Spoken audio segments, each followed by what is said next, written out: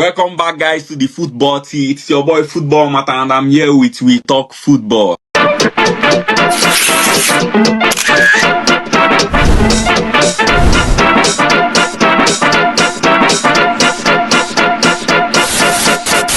It's match day 7 match preview of the Premier League, and if you are yet to subscribe, please do that now. It's very, very important. So you get weekly match previews on the Premier League top 5 teams. This weekend is going to present to us a Super Saturday, Chelsea versus Liverpool. But before that, there are 3 o'clock p.m. fixtures where we have Arsenal facing Westham and then Manchester United also facing Sunderland. Let's start with Arsenal versus Westham United. We Talk Football. What do you think about this feature? I think it's going to be very interesting features with West Ham struggling, but also trying, of course, to bounce back using the new manager and all of these kind of things. And we all know the manager knows how to set, right? But Arsenal also in pretty good form, winning. The spirit is high, renewing or prolonging the contract of William Saliba. There is a lot of stability and there is a lot of desires. So I do believe that, Arsenal should be able to get the 3 points from this game, but it's not going to be a walk in the park for Arsenal. What about you? Yeah, it's definitely not going to be a walk in the park for Arsenal because if they are going to win that match, they will have to play to win it and not, win it on paper. Because the last 2 times West Ham has visited Arsenal, they have won actually back to back at Emirates. And again, in the last 5 meetings in all competition, they have won 3 and Arsenal just 2. When Arsenal wants to win them in those last 2, they win them very well, like 5. But again, when these people want to win, it's a narrow win. And the last 2 times they've been to Emirates, like I said, they've won 2 times and they've kept a clean sheet. So we might also expect a shocking defeat as well against Arsenal. And with the new manager bounce, just like he said, Nuno Espirito Santo, if you watch the game against Everton, they look like completely a very new side. They looked well coached. Defensively, they were very, very solid. And again, they got a draw at Hugh Dickinson, a stadium that's become very, very good now, and a place that nobody wants to play in under David Moyes. So it's going to definitely be an event. Don't forget, it's a London derby after all. So the emotions will be high and everybody will go out for each other. Also at 3 o'clock, we'll be seeing Manchester United welcome Sunderland in Old Trafford or at Old Trafford. What do you think about this feature? Manchester United with the yo-yo movement, winning games, and then all of a sudden, the spirit is high, let's go, and then losing the next game. It's just like being a habit for Manchester United for such a long time. And to be honest, Sunderland so far in this season, they look way sharper. And with all honesty, they actually, to me, look way better than Manchester United, right? Despite the differences, the quality, the history, and all of these kind of things. So this game is not going to be an easy game. Manchester United is desperately need to get the 3 points, but also with a convincing sort of win. But Sunderland, on the other hand, they have this experience. They have a lot of good players, quality players. They have the desire, and they just, as I said, they've been playing very, very good football. Manchester United definitely need to drop many players. Ruben Amorim need to understand that, he should not really be that stagnant. You have to understand, this is very difficult time for you and it might jeopardize your own career. So you have to think that, okay, now you have to shift things a little bit, right? I do not want to see this makeshift defensive line. I do not want to see this random sort of subs, and of course I also don't want to see a player that starts in a position and then ending up playing 3 different positions in the same exact game.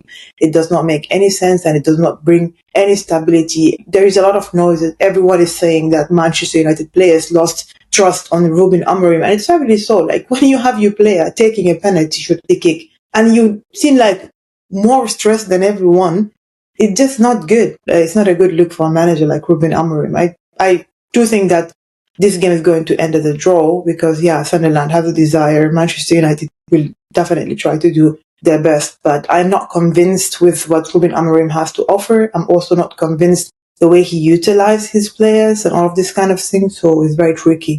What about you? It feels like Sunderland under Redis Lebri the dark horse because they are sitting comfortably fifth in the table with 11 points so far. More points or 4 points more than Manchester United. And I saw one stat that since April, these guys have gathered 11 points, almost the same number of points as Manchester United since then. And Manchester United since then has like maybe 11 or 12 points as well. And if you check the last 5 games of Manchester United, they have only 2 out of their last 5 matches and lost the other 3. But again, if you check Sunderland, yes, they have won only 2, but they have been undefeated in their last 4 matches, and they would want to continue that unbeaten run despite the fact they are going away. They are not a side that are afraid to play away. They have got all the needed experience and with a very good captain. They look like a very well-coached side, and Manchester United do struggle against this well-coached side. So we will just see what will happen, and it's going to definitely be a show that day. In the evening, we are going to watch Chelsea welcome Liverpool at Stamford Bridge. This is going to be the match of the week. 2 sides that are desperate for points and desperate to make up for their lapses. What do you think about this game? Yeah, this is going to be an absolute unpredictable game to me because, as you just said, like Liverpool lost to Crystal Palace and then went on to also lose to Galatasaray in the Champions League. In the other hand, you have Chelsea lost and then came back to do, they won literally by a lot of luck and a lot of hard work from Moises Caicedo and Coquelin in their game in the Champions League. But regardless, they get a win. And I do believe that win brings a win usually for a team like Chelsea because, they have like a pattern. Whenever they start winning, then the winning streak continues. When it comes to Liverpool and a lot of problems, losing also Alisson to injury. We don't know the length of his injury, but I don't think he's going to be available. Mamardashvili is still a very good goalkeeper. However, you're losing the experience of Alisson in this game. And then I definitely need to talk about 2 players from Liverpool in particular. I'm going to talk about Konate and his repetitive mistakes. This is rookie mistakes not, you cannot, I have no problem with the defender that, get a red card. I have no problem with the defender that commits foul in the box and gets a penalty. I have no issue with a defender that scores an own goal and all of these kind of things. But I do have a problem with the defender that repeats almost the same mistake every single game. Is unacceptable at this level. Konate, he's not 19, he's 24, 25. He has the experience. He got what it takes, but I just don't understand what's wrong with him. So yeah, it's going to be a decision for Arne Slot to make. And then also Florian Wirtz. Florian Wirtz needs to be called out. I did not talk much about Florian Wirtz up until the last game against Galatasaray because he does not offer me what he actually offers, right? Like whether it's with Germany, whether it's with Bayer Leverkusen. Florian Wirtz, very, very talented player, but he seemed very lost. So maybe Arne Slot need to look into it and maybe change it. I also don't understand why he kind of, marginalized Chiesa, because Federico Chiesa, whether you like it or not, he brings you different type of energy into that front line. And he's very, very good. He's a fighter. He reminds me a lot of Luis Diaz, that kind of players who always want to get at you. They always want to try no matter what. This is going to be very important. Hugo Ekitike and all of this. So we have to wait and see. But definitely Arne Slot need to make up for it. I would like to see Robertson start this game. I would like to see a right back start this game, not a makeshift, another position. When it comes to Chelsea, I'm actually disappointed at Chelsea, I'm not going to lie, because for me, they have very good squad. They have players who are capable of making the difference, regardless of the miss of Cole Palmer, but they still have players on the pitch who are actually capable of making the difference. But yet they just keep disappointing, right? Especially again in that front line, especially in the left wing position, and also the fact that you always get red card. Like now for 3 games, you keep getting red cards. I think this needs to be addressed. But still, you cannot look them over. You cannot just write them off because they're still Chelsea. They're playing at home. So this is going to be a good push for them. We will definitely going to have a very fun game. Who's going to win this game? I have no idea. What about you? Definitely guaranteed a fun game. Chelsea, this season, 6 matches played, 8 points, just 2 more points than the number of matches played. Liverpool on the other had 6 matches, 15 points. Everything was rosy with 100% record up until Crystal Palace. And we thought that loss was a bad one until they lost against Galatasaray again. Meaning that Liverpool under Arne Slot have lost back-to-back games for the first time. With losing games, it either brings a lot of backdrop in your confidence, or it pushes you with rage to make amends for what you've done, or it brings in change from the manager or from the players as well. So I don't think Chelsea are favored going into this match against a side that have lost 2 points, and you will feel like, sorry, 2 matches, and you feel like those 2 matches they should have won them. So Liverpool are going to throw in everything, and even if they are not going to bring so much results, they are definitely going to give 100% results. And Chelsea in the recent games, their defense have been very, very shaky. And I struggle to understand or how they are going to face this Liverpool attack. Yes, Liverpool, true, they have not been so fluid, but they're a side that always score. Maybe it's against Galatasaray is the only team that have not scored this season. And the likes of Salah did not start at 1 or 2. And they will definitely be starting alongside Hugo Ekitike as well. So this match is going to be very, very interesting. And in the last 5 matches, Liverpool has won 3, drawn 1, and then lost 1. And the one they lost was this fixture last season, and they have won. They can say they have won the league, and so they are still partying and stuff like that. But again, Chelsea are also a side who are hoping to build up from the win against Benfica. Yes, it was not so convincing, but also something to build up from. If they can avoid the red card and try to keep their nerves, I think they also stand a chance in this match. And then if their defense can come at their best or bring out the best in them, they stand a chance against a Liverpool side. So it's going to be an open game. It's a matter of desire who wants it the most. And it's going to be very, very interesting to watch, most especially at Stamford Bridge. Then that's all for Saturday matches. On Sunday, we will see Brentford welcome Manchester City at GTEC Stadium. What do you think about this match?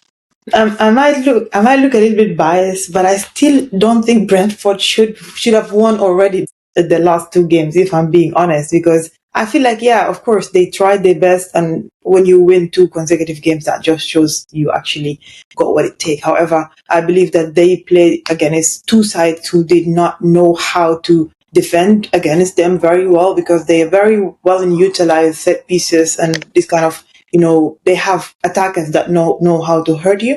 But when it comes to Manchester City, I feel like, Manchester City is better side than them by miles. And also Manchester City is now 10 points. So they are back into that kind of zone where Manchester City need to grind. And we know for Manchester City, again, it's another strike that these people start winning and they're going to win like 12 games straightforward, So yeah, I think it's going to be a win for Manchester City. We yet to see a convincing performance for Manchester City as well. But hey, who cares? Get the 3 points, put the team in a certain position, and then the performance will follow. What about you? I think with Manchester City, once they catch a side they are far better than, or they are much better than, they put in a convincing performance. They win them and they win them convincingly. We saw the Wolves, we saw the Manchester United, we've seen the Napoli. They've got a red card, but again in their last match as well. So when they catch a team that are very much better than, they are a team building on momentum. Remember, Haaland has been an impeccable from this season, 15 goals already, and in just 9 games. And we are still in. I know he did all this before October, so he's been in a good form. Doku seems now to have more end product or more decisive in the final third. There's the likes of Savinho, who has come back from injury, and Oscar Bob. Rodri is there, and if he's not fit enough, Gonzalez in the last match was very, very impressive in the heart of the midfield. So they have got nice busy, and their defense now, Guardiola has tried to maintain consistency in the defense. The only people that are being rotated is the right back, Kusanov or Matis Nunes. Other than that, Ruben Diaz has paired Vardio, and then Nico already on the left hand side. This has given them a strong core, and Guardiola seems like he's adapting to teams. But again, Brentford side, just like you said, they remind me of Stoke 2011, where they utilize all their long throws, especially in the final third. They try to make them count. They try to throw a lot of bodies in the box, and they are very good in the air. Also, they use the long balls. If you saw the Manchester United match, you see the long, when they went long, a lot of time, and it caused Manchester United problem. Maybe it caused them problem because of lack of pace, and Maguire and maybe Delete as well. But again, in Manchester City, they have got the pace and players that can run, and they can actually defend better by making the pitch so small for Brentford with their pressing, where they press nicely. But again, you can't expect surprises. In the last 5 matches, they have actually won. I think they had a draw and then 4 wins. For Manchester City, hopefully is going to build on this, because they will be looking at, if we get these 3 points, we are 13 points, Liverpool 15 points, anything can happen against Chelsea. So yeah, they will want to get the gaps closer now, rather than hoping to do it later. So these are the kind of games Guardiola will be looking to win.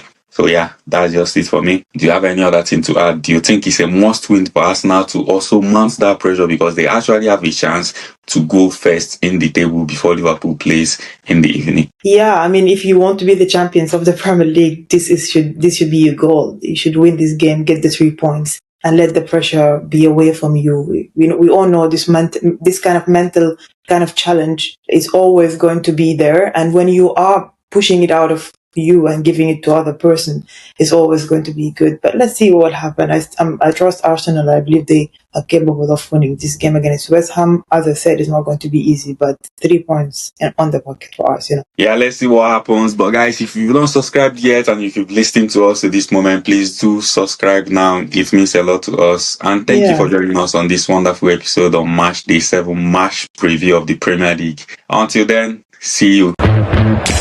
The football team.